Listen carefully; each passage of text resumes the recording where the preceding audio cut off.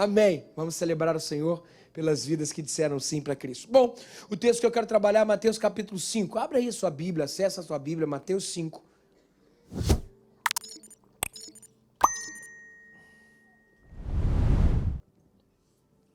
Mateus capítulo 5, versículo 25. E a gente vai ler um texto muito conhecido. Eu quero pensar um conceito especificamente aqui, um conceito. E eu quero trabalhar o texto da mulher do fluxo de sangue. E o tema que eu queria trabalhar é a fé que cura a falta de vida. A fé que cura a falta de vida. O que nos dá falta de vida? É uma pergunta. O que nos dá falta de vida? E como ter uma fé que cura essa falta de vida?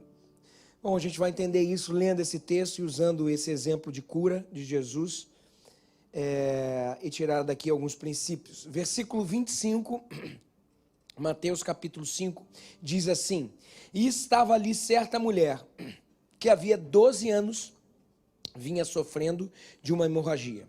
Ela padecera muito sob o cuidado de vários médicos. Eu falei, obrigado, gente. Era para saber se vocês estavam prestando atenção. Marcos. Eu falei o quê? E o que era?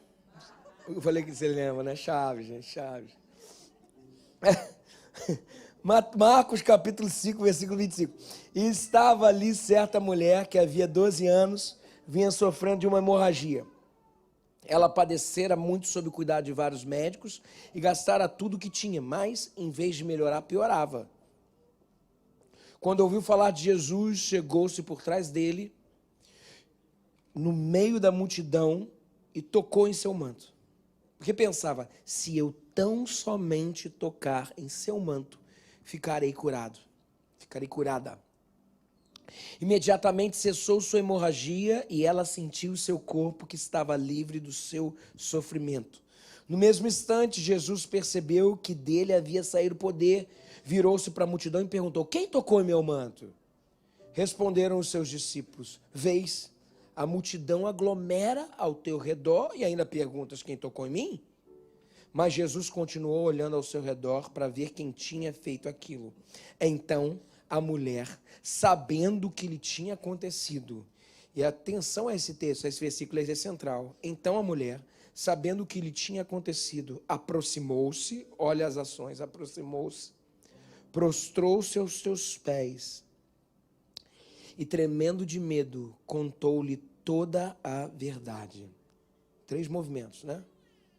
Aproximou, prostrou os pés, tremendo de medo, contou-lhe toda a verdade. Então ele lhe disse: filha, a sua fé a curou. Vá em paz e fique livre do seu sofrimento. Até aqui. Bom, a fé no Senhor Jesus é a solução para qualquer coisa. A gente sabe muito bem disso. Cura qualquer coisa. Hoje pela manhã nós celebramos a volta da Adelita aqui no cinema. A Adelita aceitou a Jesus com a gente aqui na igreja, mas aconteceu algo na família dela muito difícil. O marido dela teve um câncer e o médico falou: olha, ele está com os dias contados.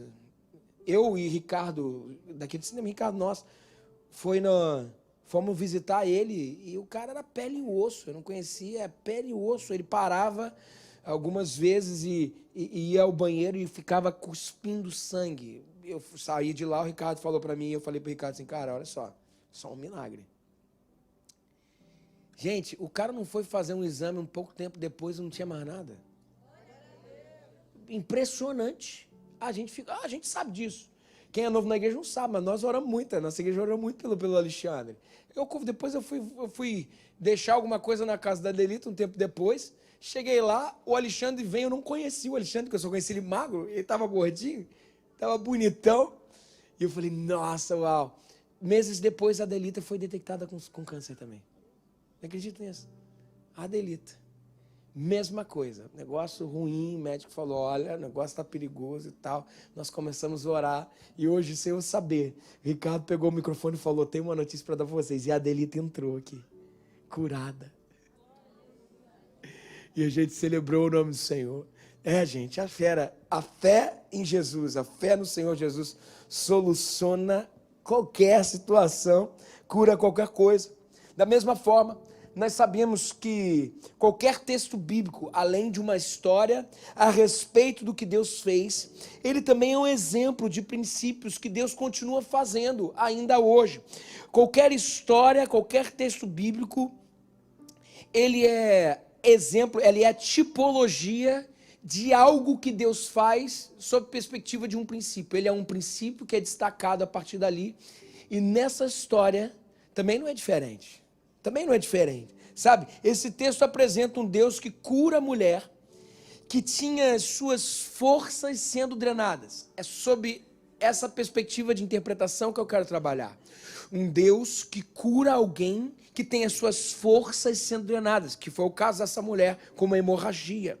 Aqui o texto nos apresenta um princípio extraordinário.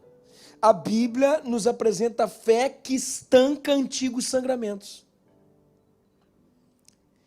A Bíblia aqui nos apresenta a fé que cura a vida que vai se escapando e a gente não se apercebe.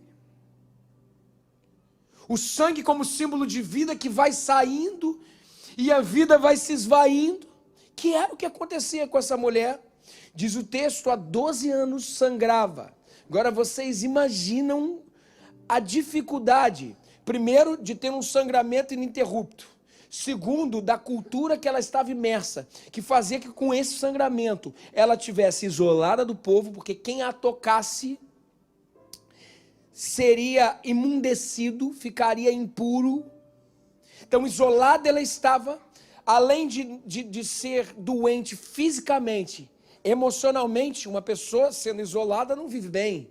Então, emocionalmente destruída, sonhos totalmente destruídos. Você tem sonho de ter uma família, ou você tem uma família, você tem filhos. Essa mulher não podia nada disso.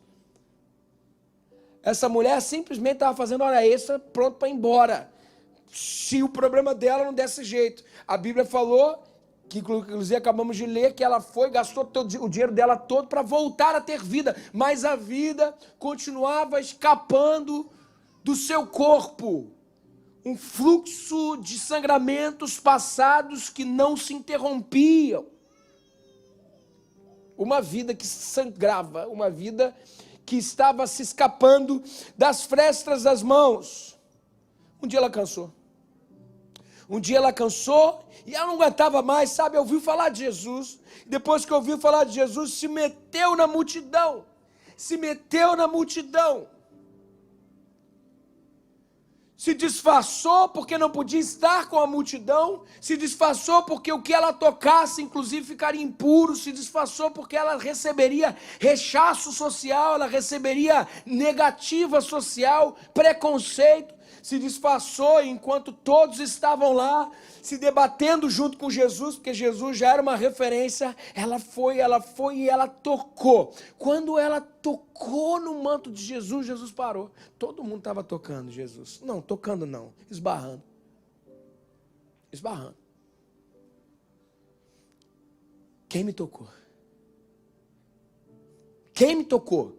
Todo mundo parou, achou aquela afirmativa totalmente incabível de Jesus. Quem me tocou? Como quem me tocou?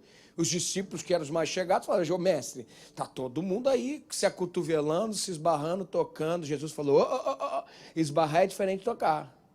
E a gente aprende um negócio aqui, tem gente que só sabe esbarrar em Jesus, mas quando a gente não troca a vida com Jesus, o máximo que a gente faz é apertar, mas não sai vida de lá para cá, nem de cá para lá. Você esbarra ou toca? Essa é a pergunta. Você esbarra, você é do grupo que está ali só para ver qual é? Você está do grupo que está ali só para ver como é que vai funcionar? Porque é legal estar no contato, é legal estar imerso em pessoas que estão nessa conexão. É isso, ou você de fato tem uma relação que troca a vida com Jesus? É isso. Interessante que ela não podia tocar em ninguém, porque se ela tocasse em alguém, aquele ia ficar imundo, mas com Jesus é diferente, gente.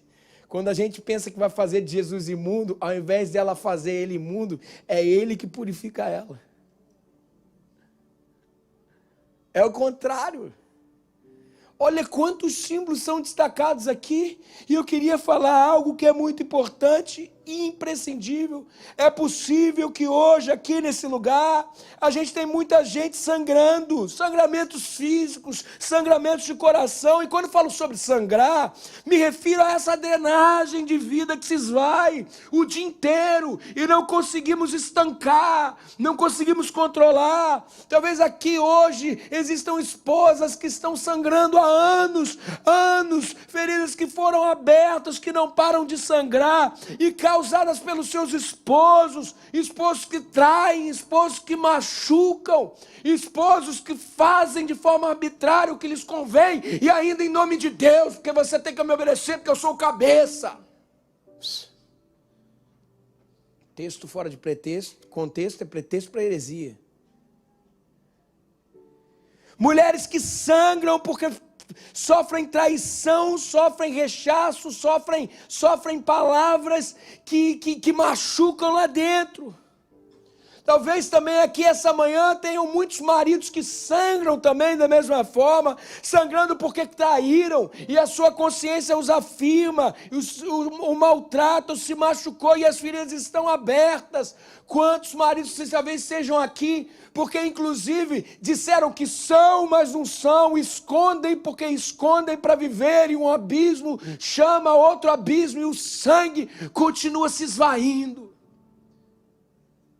Talvez existam filhos aqui que sangram, e estão sangrando porque tiveram, ou têm uma criação mutiladora, uma criação onde o pai é estúpido, a mãe é bruta, a família é gelada, e eles foram machucados na relação da família, não conseguem perdoar, existe uma energia sendo drenada na sua vida, e a sua vida não prossegue, porque existe um dreno na alma que os paralisa, uma hemorragia na alma, e pais que estão aqui, inclusive, que foram filhos machucados, e só aprenderam a machucar, por isso machucam, apesar de se mutilarem por causa disso, sangramentos sem fim. Mas meu querido, minha querida, eu vim aqui hoje para dizer algo para você em nome de Jesus. Hoje o Espírito Santo já está colocando em cada coração a mesma fé que colocou no coração daquela mulher. E aí no meio dessa multidão, no seu cantinho, com a sua alma, com a sua dor, na sua impotência, com o seu sangramento, com a sua agonia, no escurinho do cinema, você vai dizer para si mesmo: eu sei que hoje eu vou tocar Jesus, e eu sei que hoje Jesus vai me tocar, eu sei que agora mesmo alguma coisa de Deus vai acontecer. Se você tocar, se você estender a mão, se você tiver fé, algo da parte do Senhor vai acontecer.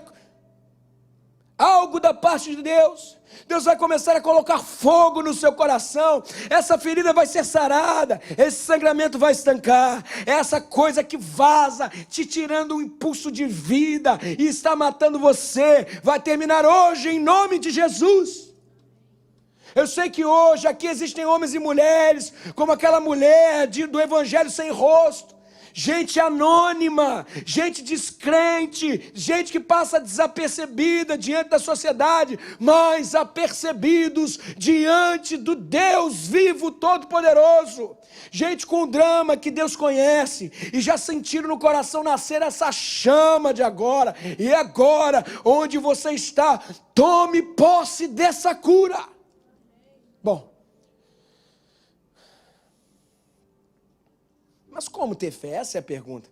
Mas como ter fé que essa mulher nos ensina, que faz estancar sangramentos que persistem e nos tirar a vida? Como é ter a fé que essa mulher tem, que faz ter um tampão, colocar um tampão naquilo que faz a vida escapar pelos nossos poros?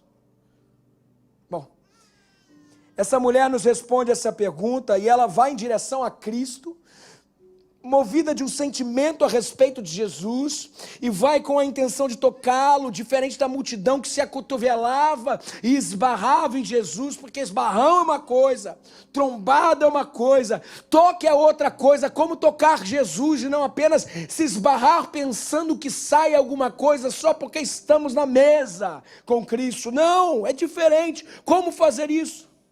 E os discípulos falam assim: pô, mas tem um monte de gente tocando, como é que você vai falar quem me tocou? Mas Jesus falou: tem gente que esbarra, mas tem gente que toca. Quem foi que me tocou?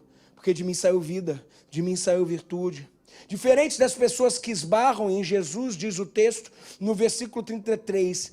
E atenção a isso, que esse é o centro e essa é a chave. O versículo 33 fala que ela aproximou-se de Jesus, prostrou-se e, cheio de medo, contou-lhe toda a verdade. E aqui vem o meu friso.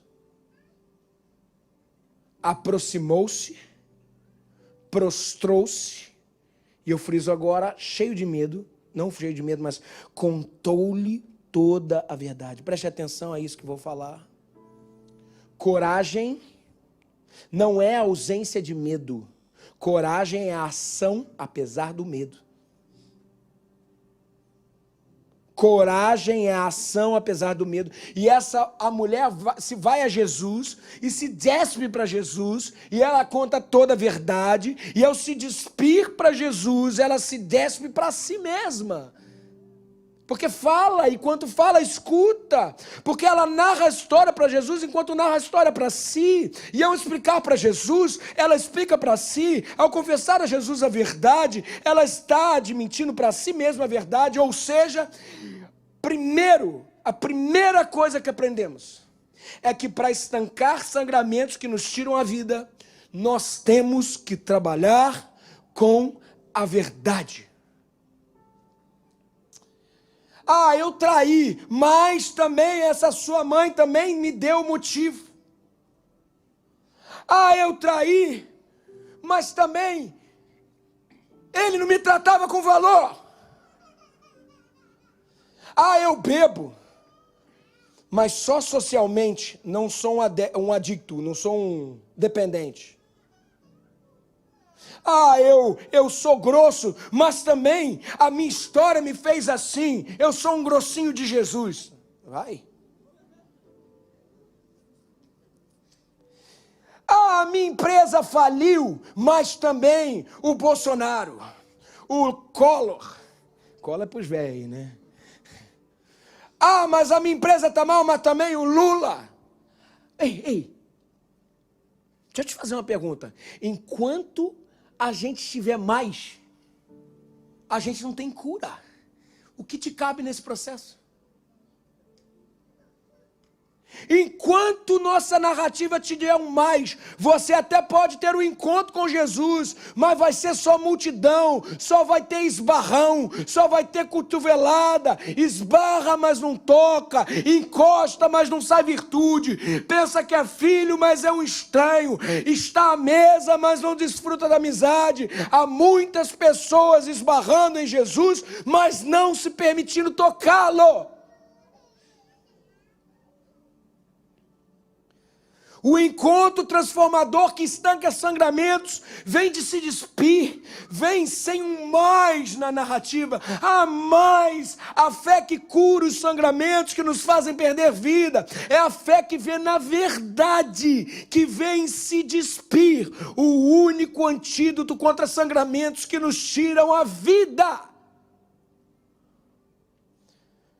O segredo desse encontro transformador que estanca sangramentos é a coragem de contar a verdade. E saiba, você pode falar a verdade para ele, meu querido. Meu querido, Deus não é vingativo, Deus não é melindroso. Você não vai cair no conceito com Deus contar a verdade. Muito pelo contrário, ele já sabe, ele quer escutar. Esse é o início da sua cura, meu querido.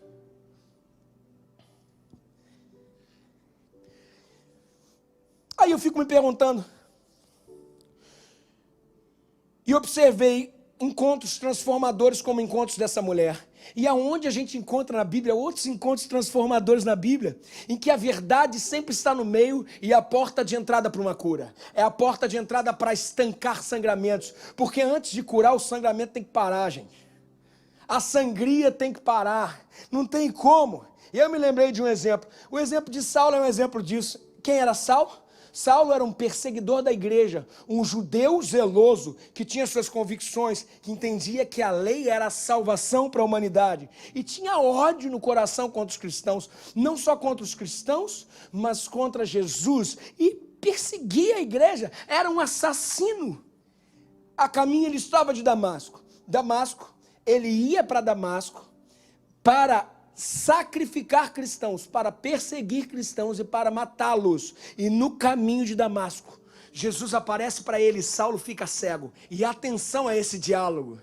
Saulo fica cego, e depois que Saulo fica cego, Jesus não só aparece ali, e Jesus fala, e quando ele abre a boca, ele fala: Saulo, Saulo, por que me persegues? É mais ou menos assim, vamos traduzir tecla SAP. Saulo, fala para mim por que tanto ódio? Fala para mim quais são as suas razões. Saulo, Saulo, por que me persegues? Saulo, Saulo, fala para mim a sua verdade. Qual é a sua verdade? Porque não se engane, o oposto de amor não é ódio, é indiferença.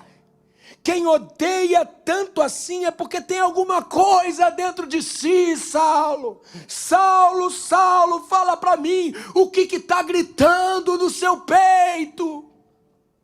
Saulo, Saulo, o que está doendo tanto? Saulo, conta para mim o que te incomoda.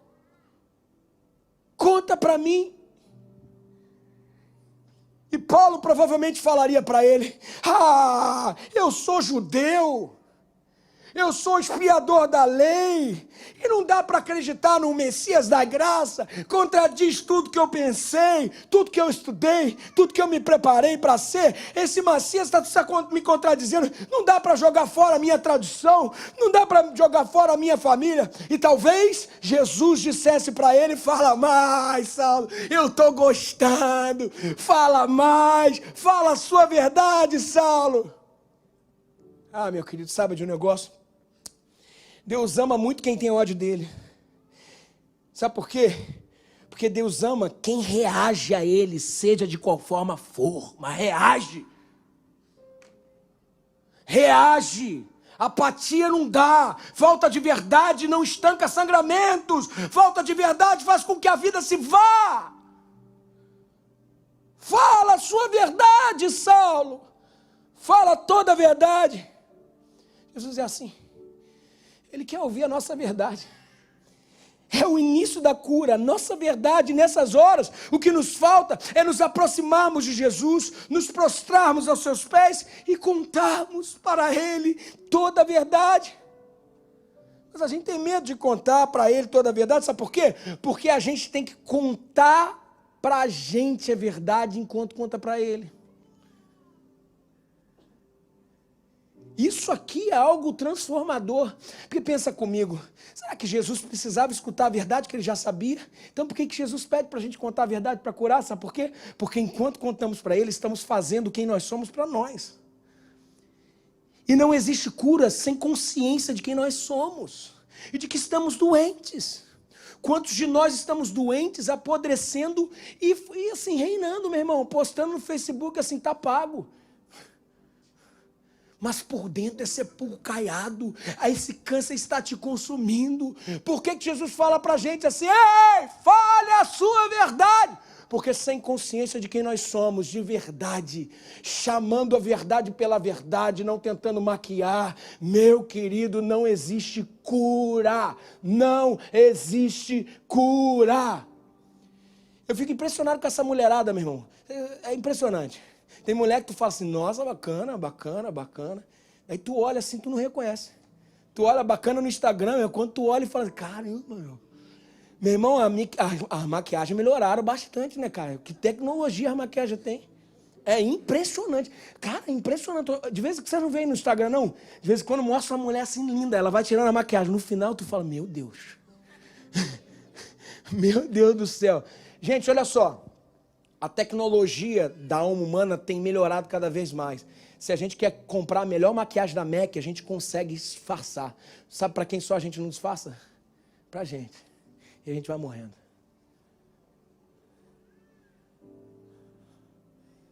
sem a verdade, que é exposta, não é para Jesus. Jesus faz isso de forma terapêutica. Eu faço terapia, eu tenho feito. Tem sido uma experiência muito legal, gente. Façam terapia. Quantos psicólogos estão aí? Aí, tem psicólogo. Depois você me dá 10% desse mexer aqui. Façam terapia. Façam terapia. E é interessante que à medida que nós falamos, nós vamos sendo cura pra gente. A gente vai entender. Ih, caraca, olha o que eu falei agora. Que coisa interessante, eu não tinha pensado, não, estava dentro de você, é verdade. Só que você não conseguiu botar para fora. Quando falamos a verdade, nós estamos nos conscientizando de quem nós somos. Qual é a sua verdade? Qual é a sua verdade? A gente tem que assumir a nossa verdade, onde dói. A gente tem que assumir o que pega. A gente tem que assumir qual é a crise. Eu lembro claramente.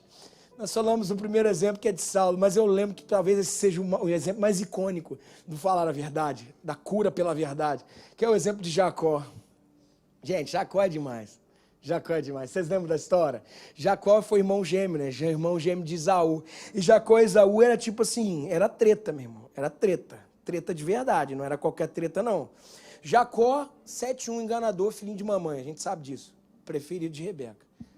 Esaú, filhinho de papai, porque era caçador. Ei, meu filho, eu mostro para todo mundo e tal, fortão. Jacó, filhinho de mamãe. Jacó não foi primogênito. Quem foi primogênito foi Esaú, que saiu primeiro. Jacó nasceu agarrado no calcanhar. Já brigavam no ventre, diz o texto. Uau. Caramba, tem algum irmão aqui? Não precisa se acusar, não. Você se quer acusar, não. Jacó e Esaú naquele problema todo, naquele negócio. E daí começaram a crescer. Isaac falou, primogenitura é sua, Esaú, primogenitura era herança, era bênção. Tudo certo, tudo excepcional, maravilhoso. Quando Isaac foi ficando mais velho, falou assim, olha, Esaú, vou te abençoar. Só faz uma caça para mim que eu vou te abençoar. Esaú saiu para caçar, Jacó ficou, a mãe, olha, caramba, mãe mesmo, meu irmão, uma comunada, meu irmão. Mãe chegou para Jacó e falou assim, meu filho, vamos aproveitar que Esaú saiu, teu pai já tá ceguinho mesmo, já tá meio birutinha, vamos botar ele era peludo, Esaú, vamos botar um animal assim, se ele perguntar, ele toca no animal, na pele do animal, vê que você é peludo, vai confundir com teu irmão, tá tudo certo. Eram gêmeos, não devia ser muito, devia ser parecido. Pois foi assim que eles fizeram. Isaac abençoou Jacó. Meu irmão, quando Esaú chegou, ele virou siri na lata, meu irmão. Partiu pra cima, mãe separando. Calma, você roubou, não sei o quê. Daí Jacó, Rebeca falou assim, filho, escutei teu irmão Esaú falando que ele vai te matar. Lembra? A gente tá falando de mãe e filho, 7-1, que passaram a perna no irmão. Olha a família legal pra caramba, né? Lembra que é tudo pai da fé. Arrependimento que faz, não é o que a gente faz de certo, não. É o quanto a gente quer acertar. A mãe e filho, um acumunado contra o outro, os traíra do lado, 7-1, enganador, tal, usurpador. Rebeca falou, sai fora daqui, senão teu irmão vai te matar. Saiu, foi pra casa de quem? Do irmão de Rebeca. Chuta qual era o nome do irmão da Rebeca? Labão, né? Chuta quem ele era. 7-1, enganador, traíra, trapaceiro. Trapaceou pra caramba Jacó. Fez de tudo. Filha, entregou uma filha, era pra entregar outra e tal, não sei o quê. Pá. Lembra? Saiu fugido. Jacó foi pra lá, saiu fugido de quem? De Esaú, que ia matar. 20 anos depois. 20 anos se passaram. Jacó começou a voltar para casa. Quando voltou para casa, tinha que encontrar quem? O seu irmão, a sua história, as suas irresoluções, aquilo que ficou pendente, aquilo que lhe fazia sangramentos, aquilo que fazia com que a vida se esvaísse. Nós estamos falando de um momento icônico, um momento fundante desse pai de grande nação chamado Jacó. Depois de um vale chamado Jaboque, o irmão dele não estaria sozinho.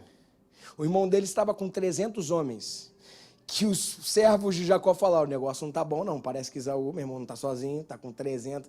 Jacó, meu Deus do céu, eu vou morrer agora.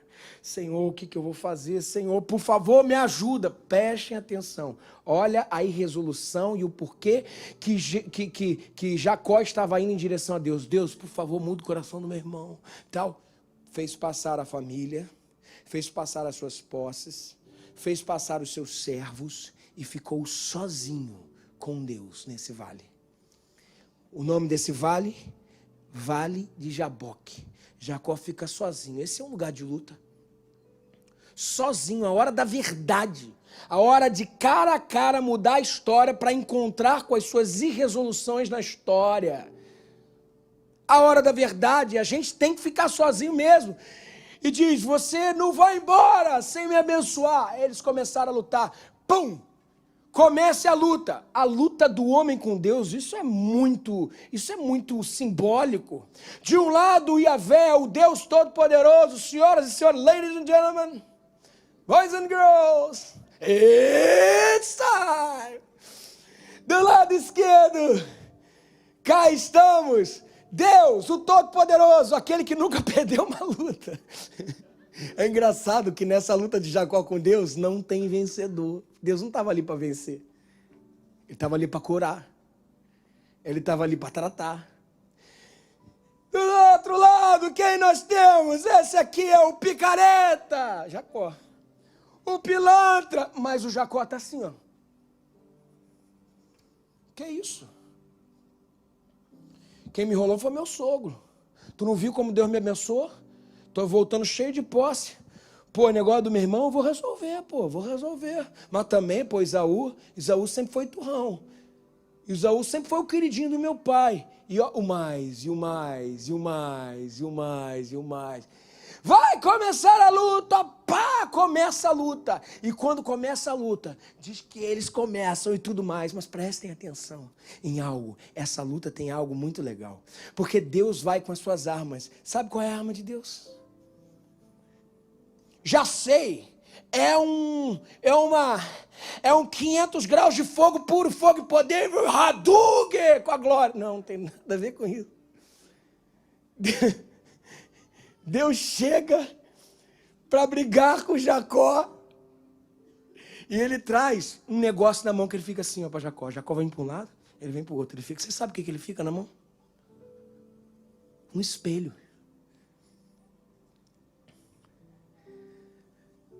Eu não vou sair daqui se você não me abençoar. Ele falou, tudo bem, então tá bom, você já se olhou? Caramba, eu estou me olhando sem maquiagem. Qual é o seu nome? E ele pergunta. Qual é o seu nome?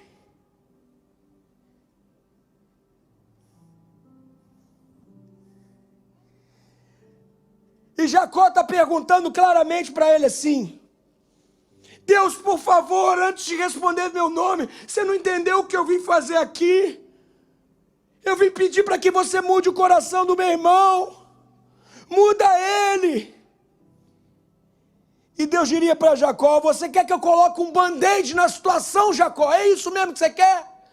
Você quer que eu coloque um band-aid para você não encarar essa verdade? Você quer que eu coloque aquele que você traiu, que você usurpou? Você quer que eu coloque teu irmão, aquele que você botou para trás? Isso tudo, essa história, você quer que eu coloque para trás e abençoe você? Não dá para te abençoar se você não se olhar no espelho.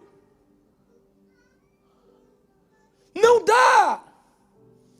Na verdade, você não quer um encontro com o transformador com teu irmão, coisa nenhuma. Só tem como você ser transformado, e o seu irmão ser transformado, e o seu encontro ser transformado, se você me responder essa pergunta, se olha aqui nesse espelho e vê o que você vê, e me diz o que você vê. Qual é a sua verdade, Jacó? Qual é a sua verdade, Jacó? Ele não queria um nome, ele já sabia, ele queria uma confissão. Uma confissão. Jacó se arruma. Olha no espelho, tenta melhorar um pouquinho. E fala assim, eu sou Jacó. Eu sou enganador.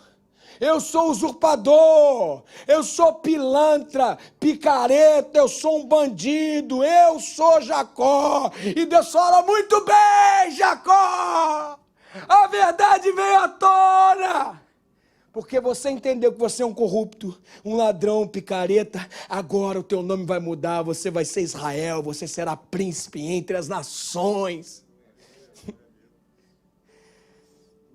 A maior bênção que podemos receber de Deus começa a partir de uma confissão sincera de quem nós somos. Gente, atenção a isso, Deus só pode abençoar, Deus só pode curar, Deus só pode estancar sangramentos do qual nós damos acesso através da verdade. Qual é o seu nome, Jacó? É difícil falar a verdade, porque nós temos desculpa. Eu sou mentiroso. Eu minto para ganhar proveito, eu minto até quando eu não quero mentir, eu minto. Geralmente mentiroso até acredita na mentira dele, é ou não é? Você não viu gente assim, não? Que fala, tu fala, cara, o cara tá contando mentira, não é possível, ele tá vendo que ele tá pagando mico na frente de todo mundo, acredita. Geralmente, nós tomamos a identidade das nossas resoluções do passado, nós tomamos a identidade daquilo que nós deixamos entrar na nossa vida e não rechaçamos e não problematizamos, por isso que geralmente a nossa luta com Deus, Deus vem com o espelho na mão. Porque enquanto a gente não disser quem nós somos, nós não temos como ser transformados pelo poder do Senhor. Sabe qual é o maior empecilho de ser uma bênção? É você mesmo, rapaz. É você. Não mais ninguém que você. Qual é o seu nome, Jacó? Eu sou mentiroso. Você consegue falar isso? Qual é o seu nome, Jacó? Eu sou desonesto. Eu roubo. Mas como que eu roubo? Toda vez que eu não me emito uma nota fiscal para o meu negócio, eu estou roubando. Mas não é possível, esse governo rouba tanto da gente, você já está vendo mais, você já começa a botar no problema, o erro é do outro, não é seu. Você começa a botar no erro do outro, o seu erro. Você tem justificativa para tudo, mas você não está entendendo que enquanto você não sair dessa luta com Deus, nos termos de Deus, cumprindo os termos de Deus, você não vai conseguir estancar esse sangramento que te esvai a vida. Qual é o seu nome, Jacó? Eu sou um adúltero. Eu traio minha mulher, eu traio meus filhos, eu traio meu marido. Não, eu não traio não, mas peraí, aquele filme pornográfico que tu vê todo dia na internet, e o melhor, você é craque na internet, então você apaga os stories, o histórico. Para que ninguém veja que você viu. Você é bom esconder os traços, né? Você não está vendo que você está se matando, que você está morrendo para a sua história e deixando o fluxo de vida sair, e você está vivendo uma sobrevivência miserável. Qual é o seu nome, Jacó? Eu sou assassino. Pô, não, peraí, pastor, ninguém matou ninguém. Quantas vezes você mata as pessoas com palavra? Quando acaba a conversa na roda de amigo, sabe o que alimenta ali? É a veneninho falando mal de alguém. Isso aí na Bíblia é ser assassino, tá?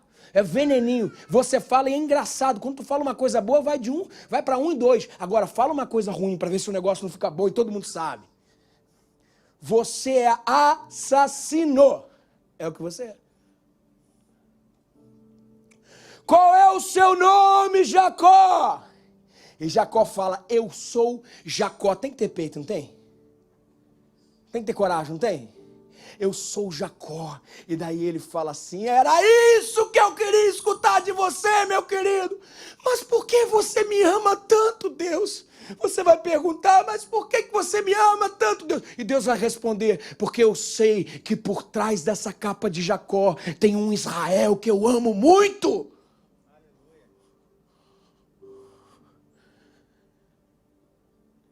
Só existe Israel se os Jacóis se conscientizarem que são Jacóis. E assim Deus faz com Jacó e quer fazer com cada um aqui hoje. Deus disse para Jacó e fala para você hoje: você não é a soma dos seus erros, você é o resultado da minha bênção. A soma dos seus erros chama-se Jacó, o resultado das minhas bênçãos chama-se Israel. E se alguém está em Cristo, é nova criatura. As coisas velhas já passaram, eis que tudo se fez novo. Ei, Jacózinho, deixa o anjo ganhar de você hoje. Deixa o anjo ganhar de você, Jacó. Ei, no encontro com Deus, a gente descobre que só existe vitória quando a gente se deixa vencer. Olha que paradoxo lindo. Só existe vitória quando eu desisto de ganhar. Só existe cura para os nossos sangramentos que nos tiram a vida quando a gente aceita ser tocado por Deus e a gente se permite expor a verdade a respeito de si. Jacó, essa é a minha verdade. Eu sou Jacó. O ponto central é o seguinte: nos encontramos com Deus. E quando nos encontramos com Deus, não necessariamente isso é prerrogativa para Ele fazer tudo novo. Mas tudo muda quando nos encontramos com Deus e contamos para Ele toda a verdade. E à medida que contamos toda a verdade, a Ele somos curados, porque não escondemos dele e de nós mesmos o que somos. O início da cura é quando enxergamos do que estamos doentes e damos nome a isso. Por isso que Deus nos pede: conte sua verdade. Mas para quem contamos a verdade? Para Jesus? É para Jesus, mas Ele já sabe de todas as coisas. Então eu aprendo algo aqui. Quando Ele pede para a gente a nossa verdade, Ele quer uma confissão de nós. Só existe cura daquilo que nos vemos doentes. Vou repetir: só existe cura daquilo que nos vemos doentes. Saulo, qual é a sua verdade? Jacó, qual é a sua verdade? Bom, aquela mulher que sangra é uma desgraçada, uma impura. Não pode ser tocada e não pode tocar. Mas quando ela toca em Jesus, a pergunta que Jesus faz é a mesma que ele fez para Jacó: quem que me tocou? Para Jacó, qual é o seu nome? Para Saulo, por que me persegues? Sabe o que ela responde? Você quer saber quem te tocou, Jesus? Então tá bom, fui eu, a impura. Fui eu, a desprezada. Fui eu, a não amada, a inadequada, a que vive à margem da sociedade e por isso está em solidão, a que está em isolamento, a que não se sente aceita em público, a que inclusive se afastou da comunhão, da igreja, da religião de Israel. Essa é a minha verdade. Fui eu que toquei o Senhor. E Jesus fala: é isso! É isso que eu queria escutar. Agora você está livre do seu sofrimento e não apenas da sua enfermidade. Atenção a isso: sofrimento versus enfermidade. É sobre isso que estou falando agora. São coisas diferentes. Tem gente que fica livre da enfermidade, mas não fica livre do sofrimento. Sofrimento é uma coisa, enfermidade é outra coisa. E tem gente que fica livre do sofrimento sem ficar livre da enfermidade. Sabe o que nos livra do sofrimento? O que nos livra do sofrimento é a verdade. A verdade nos cura do sofrimento e não apenas da enfermidade. Eu aprendi mais uma coisa e assim eu termino, eu já estou fechando.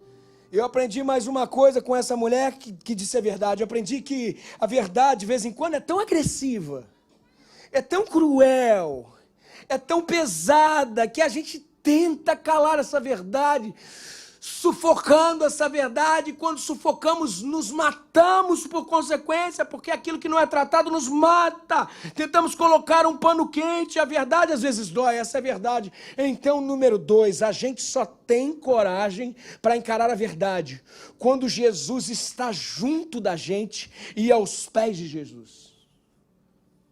Pensa comigo. Jacó briga com Deus. Mas ele briga com Deus dentro do abraço de Deus. Sobra pontapé para tudo quanto é lado, mas Deus está ali para abraçar. Ele briga com Deus dentro do abraço de Deus. Quando a gente se debate com a verdade, sobra pontapé para todo lado, gente. Inclusive para Deus. Ontem eu estava conversando com uma pessoa que falou assim: Deus, eu estou bolada contigo, a pessoa falou. Quando a gente discute com a verdade, sobra pontapé até para Deus. E Deus está dizendo: fala mais. Pode chutar, eu aguento. Chuta de verdade, bate, vai com força, eu aguento. E Deus, no final de tudo, como muita gente faz, outro dia eu estava assistindo um vídeo que uma pessoa teve um surto psicótico. E como muita gente faz, a médica saiu de lá de dentro, alguns tentaram argumentar, mas ela estava tendo um surto, ela estava botando para fora. Daqui a pouco a médica sai de lá de dentro, ela vai assim, com um sorriso no rosto, daqui a pouco ela, pum, agarra e abraça. E daí aquela mulher desarma e começa a chorar. E ela abraça da mesma forma que acontece com Jesus. Pode bater, pode chutar, mas não se boicote do abraço do Senhor. Ele te abraça e fala: eu te amo, meu filho. Você é meu filho amado. Isso tudo faz parte da sua libertação. Eu já sabia isso que você falou a respeito de você. E que bom que você sabe agora, porque você falou. Que bom que você encarou essa verdade. Isso aconteceu com essa mulher que sabia que ia ser curada, mas encara o quem me tocou. Fala a sua verdade. Isso aconteceu com Jacó, que queria ser abençoado, mas encara o qual é o seu nome. Fala a sua verdade. Isso aconteceu com Saulo, que cheio de raiva encara o Saulo, Saulo, por que me persegues? Fala a sua verdade, mas vem Jesus e o reveste de luz e dentro do seu abraço faz de um assassino um filho. Para encarar a verdade, estancar essa vida que se esvaia, só dentro do abraço de Cristo. Hoje nós vamos celebrar a ceia do Senhor. Hoje nós vamos celebrar a verdade que se encarnou e foi as últimas consequências para que a mentira não prevalecesse, toda aguilhão de morte fosse quebrado. Hoje, um dia como esse, que estamos diante do corpo e do sangue de Jesus, é um convite para nos aproximarmos dele e falarmos toda a verdade. Porque Deus não janta e almoça com personagem, gente. Deus não janta e almoça com personagens. Ele só janta e almoça com pessoas que tiram as máscaras e falam e vomitam nele toda a verdade. Ei, não venha querer tocar em Jesus. Não venha querer tocar em Jesus, no manto de Jesus, de forma anônima e sair fora. Isso é trapacear. Isso aí não gera cura. Isso não faz estancar o sangramento. Não vai parar de sangrar. Gente, você só pode estar na mesa, mas não vai ter salvação. Não vai ter cura. Sem verdade não há cura. E Paulo disse sobre isso na mesa do Senhor.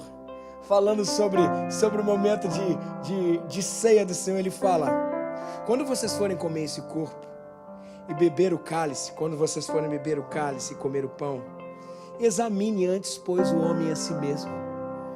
É Paulo falando para a gente: antes de participar de quem Cristo é, fala a sua verdade para mim. Fala a sua verdade para mim. Essa é a pergunta que Paulo manda a gente fazer hoje. E a mesma pergunta que Jesus faz para aquela mulher do fluxo de sangue. A pergunta é: a verdade na sua relação comigo? A verdade na sua relação com a vida? A verdade na sua relação com as pessoas? A verdade na sua relação com a sua história? Toda irresolução gera sangramento, gente. Anotem essa frase: toda irresolução gera sangramentos. Examine, pois, o homem a si mesmo. A mesa do Senhor, o cálice, o pão, é o abraço de Deus nos convidando a dizer toda a verdade. E não tenha medo de dizer toda a verdade para Deus. A única coisa que você vai receber de Deus é: meu filho, você é o meu filho amado, em quem eu tenho prazer. Você é o meu filho amado, em quem eu tenho prazer. Eu te amo. Agora começou a sua cura, agora começou a sua libertação, agora veio salvação à sua casa. Tem como estar à mesa com Jesus e não ser salvo por Ele, sem a verdade que liberta. E eu te convido hoje a trazer a sua verdade para a mesa. A mesa do Senhor é o lugar de colocar os pés aos pés de Jesus, toda essa verdade. E Ele vai te dizer: eu te amo, você é o meu filho amado, você é a minha filha amada, em quem eu tenho prazer. E hoje é dia de trazer essa verdade, estar despindo o nosso coração diante dEle, o nosso coração diante do Senhor, mesmo que você não consiga falar. E isso é muito sério, porque eu me lembro agora de um outro exemplo aqui, de Zaqueu, que conviu, que Jesus falou: vou para a tua casa. E chegando lá, a verdade o constrangeu. Ele falou assim: se eu ferir alguém, eu vou pagar 4 vezes mais e dividir o que eu tenho. Se eu ferir alguém, era óbvio que ele tinha ferido. Sabe por quê? Porque por diversas vezes a gente não consegue, inclusive, tipificar a verdade. A gente não consegue esclarecer para nós mesmos. Fala do jeito que você fala, do jeito que você sabe. Mesmo que você fale sem tentando definir, você vai perceber que no processo, no caminho, há cura. Como aconteceu com aqueles 10 leprosos que foram curados. Jesus chegou e falou assim: ó, vocês vão no sacerdote, e no caminho de ir para o sacerdote, só se apresenta para eles contestarem, comprovarem a cura de vocês. Eles saíram de Jesus, eles não estavam curados. Eles saíram de Jesus leprosos, mas à medida que eles caminhavam sobre a palavra do Senhor, as chagas iam saindo, e a cura ia acontecer. Quando eles chegaram no sacerdote, eles só apresentaram e falaram: realmente, vocês estão curados, e voltaram celebrando o nome do Senhor. Talvez a sua lepra seja não identificada por ti mesmo, por si, mas o Senhor só fala para você: caminhe em direção ao sacerdote, abra do jeito que você sabe a sua boca, mas por favor, esteja nessa luta com Deus. Ele está com um espelho nas mãos, e Ele fala para você: o que você vê aqui, fala do teu jeito. Eu preciso dessa sua sentença, para que através dessa sua derrota eu te cure. Qual é a sua verdade? Hoje é dia de cura. Não desperdice esse momento de contar para Jesus toda a verdade. Essa é a fé que cura a falta de vida, qualquer sangramento.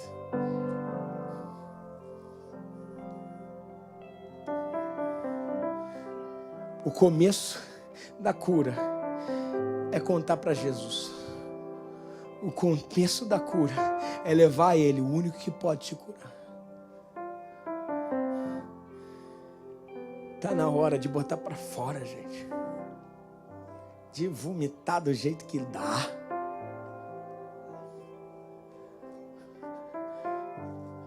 Está na hora de voltar à vida. Eu queria orar com você nesse momento. Você que quer começar uma vida nova com Jesus hoje. E voltar e estar nele, que é o caminho, a verdade e a vida.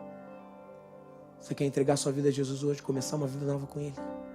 Feche os seus olhos, abaixe sua cabeça, repita essa oração no seu coração. Diga: Senhor Jesus, eu tenho vivido uma mentira. Senhor Jesus, transforma a minha vida. Eu sou falho, sou pecador.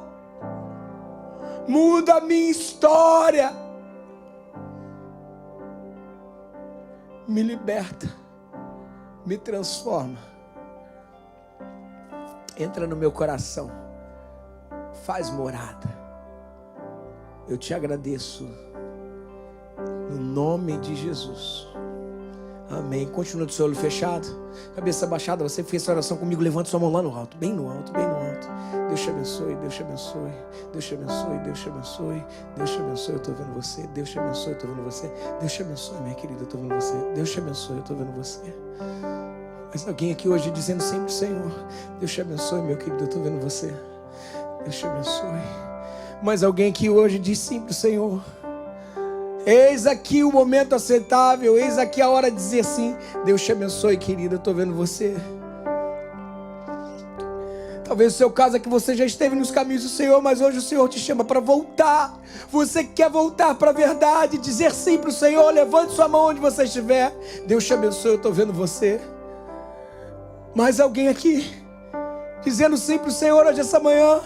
Deus te abençoe, eu estou vendo você. Glória a Deus. Eu quero orar por você. Levante sua mão lá no alto, se você levantou. Levante sua mão lá no alto, lá no alto. Isso, lá no alto. Temos duas pessoas lá atrás. Temos um homem aqui. Ora com ele, Lu, para mim.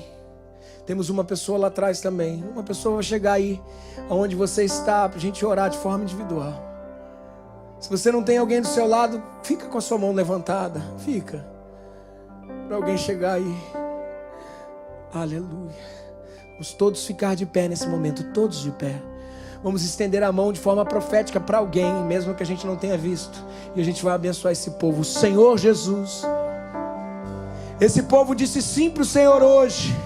Entregou sua vida aos seus cuidados. Senhor, que à medida que eles sejam confrontados com a verdade que são hoje, Senhor, que o Senhor, que é a luz do mundo, o Senhor que muda toda irresolução e transforma em bênção, o Senhor que faz de Jacó príncipes Israel diante de ti, que esse Deus e Assunção possa tomar conta de cada coração, cada vida, cada um que disse sim para o Senhor. Senhor Jesus, no nome de Jesus eu te peço que esse povo possa sair daqui renovado pelo poder do teu evangelho, transformado com o espírito de vida. E nós te pedimos, Senhor, agora pela nossa igreja, que toda mentira, toda irresolução, tudo aquilo que tem tirado dos nossos poros a vida, todo sangramento que se esvai sem que a gente consiga conter, que possam ser trazidos à luz e a nossa verdade seja exposta a ti, e que haja cura essa manhã. Cura essa manhã, transformação essa manhã. Oh Senhor, nos cura, nos transforma. Nós somos teus, Deus, e assim oramos no nome de Jesus. Amém. Vamos cantar essa canção? Fui convidado à mesa, larguei minhas defesas e vim reconhecer, não deveria estar aqui. As crianças podem chegar? Comigo eu trouxe amigos, feridos ou feridos, gente que aceitou este chamado e aceitou. Olha que lindo isso, gente. E é tão bom saber que há lugar aqui. A graça nos chamou à mesa do Senhor. O Senhor te fala essa manhã. Há lugar na casa, há perdão na casa. Quando estamos juntos, nosso encontro é casa de Deus Pai. Há esperança na casa, recomeço na casa. Reunidos nele, nosso encontro é casa de Deus Pai. Celebramos um Deus de verdade hoje, em que a mesa está posta e não apenas em comunhão vivemos. Nós vivemos uma relação de cura, onde a vida é passada mutuamente. Vamos cantar? Ao som da sua palavra Curou a nossa alma, o verbo nos amou. Olha que coisa linda, gente, da solidão nos resgatou. Cante ao Senhor. E é tão bom saber que há lugar aqui. A graça nos chamou à mesa do Senhor. O Senhor te fala hoje. Há lugar na casa, há perdão na casa. Quando estamos juntos, nosso encontro é casa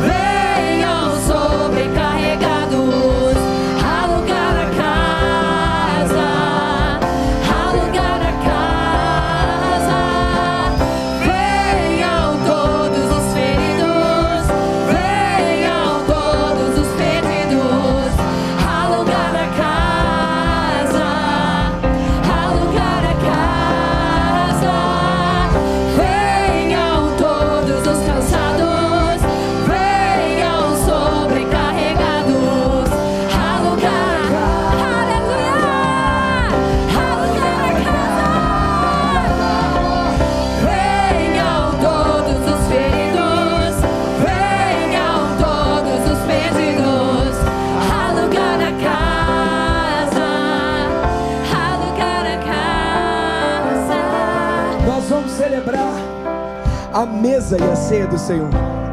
Um lugar não apenas de comunhão, um lugar de verdade, aonde os fardos são trocados, aonde o fardo que é pesado se torna leve, porque existe a verdade do Cristo que morreu, mas ressuscitou, e o Cristo que diz sim a uma relação de amizade a despeito de quem somos. Vinde a mim, vós que estáis cansados e sobrecarregados, e eu vos aliviarei.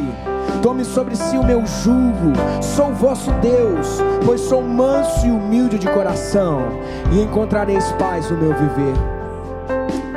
Quem pode participar da ceia? Se você é servo do Senhor, está em comunhão com a sua igreja, eu te convido agora. Alguém aqui não recebeu algum alimento? Levante sua mão. Temos uma pessoa ali, vai chegar até você. Isso, chegou. Eu gosto muito do apóstolo Paulo.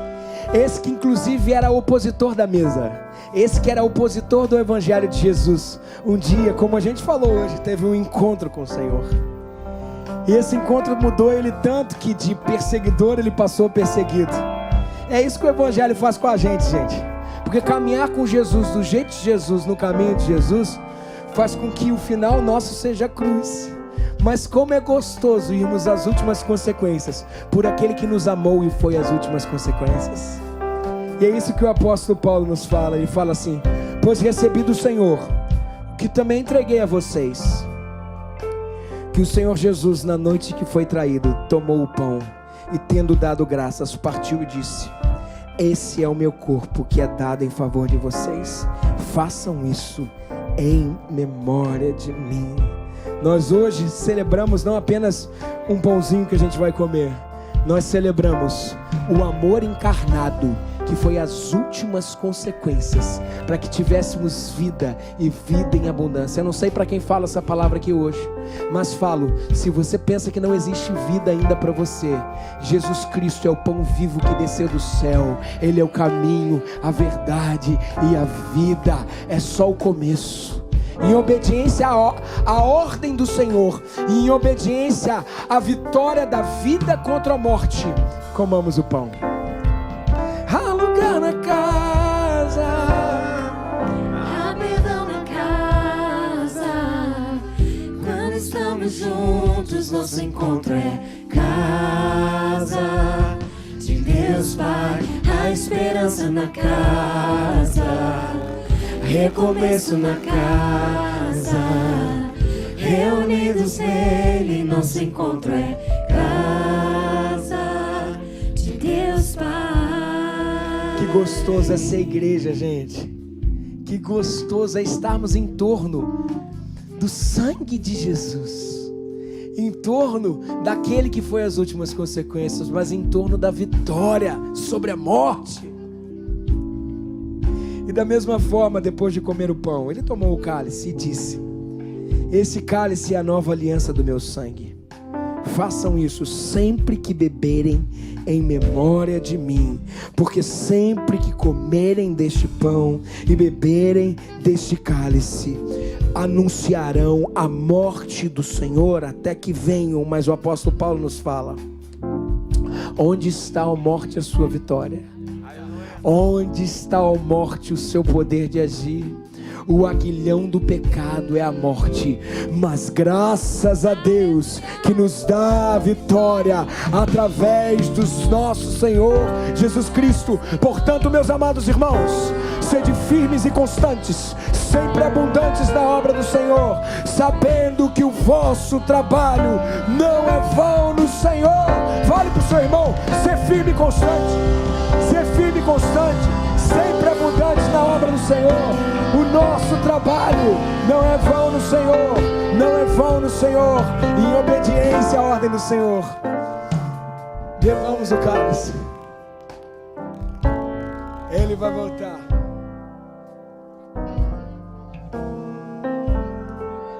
Aleluia.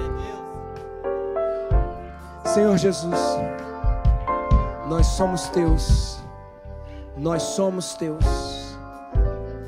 nós te amamos, e hoje nós declaramos que toda pulsão de morte que nos impede de prosseguir em vida e caminharmos em vitórias são repreendidas e lançadas na cruz, porque se somos mortos contigo, deixamos tudo lá e voltamos para ti, autor e consumador da nossa fé. Sim, o Senhor quer a ressurreição e a vida. Vem, Espírito da ressurreição sobre nós. Nós te amamos no nome de Jesus. Amém, amém. Vamos cantar que Ele ressuscitou, Ele venceu sobre a morte. A morte venceste, o véu tu rompeste, a tumba vazia. Você pode declarar, abra sua boca, abra sua boca. O céu se adora, Ele venceu, Ele venceu. És invencível. E se vencer, Senhor, somos vencedores em ti. Diga, Senhor, és invencível, inigualável, hoje pra sempre reinará. Teu é o reino, tu é a glória, acima de todo nome está. Poderoso esse nome é, poderoso esse nome é, o nome de Jesus, meu Rei. Poderoso esse nome é, maior que tudo Ele é. Poderoso esse nome é, o nome de Jesus. Poderoso esse nome é, o nome de Jesus. Poderoso esse nome é, nome de Jesus. E que o Senhor nos abençoe e nos guarde. Que o Senhor faça resplandecer sobre nós o seu rosto e nos dê a paz. Que o Senhor sobre ti levante o seu rosto. A Ele honra e glória. E o Senhor de toda graça, que nos chamou para a sua glória eterna, depois de termos padecido um pouco, nos aperfeiçoará, consolidará, colocará os nossos pés sobre firmes alicerces. A Ele seja a honra, a glória, o domínio. As nossas funções de mortes acabam nele, a nossa vida. E assim oramos no nome de Jesus. Amém, amém. Vamos aplaudir o Senhor. Ótima semana, meu querido. Vamos sair cantando. A morte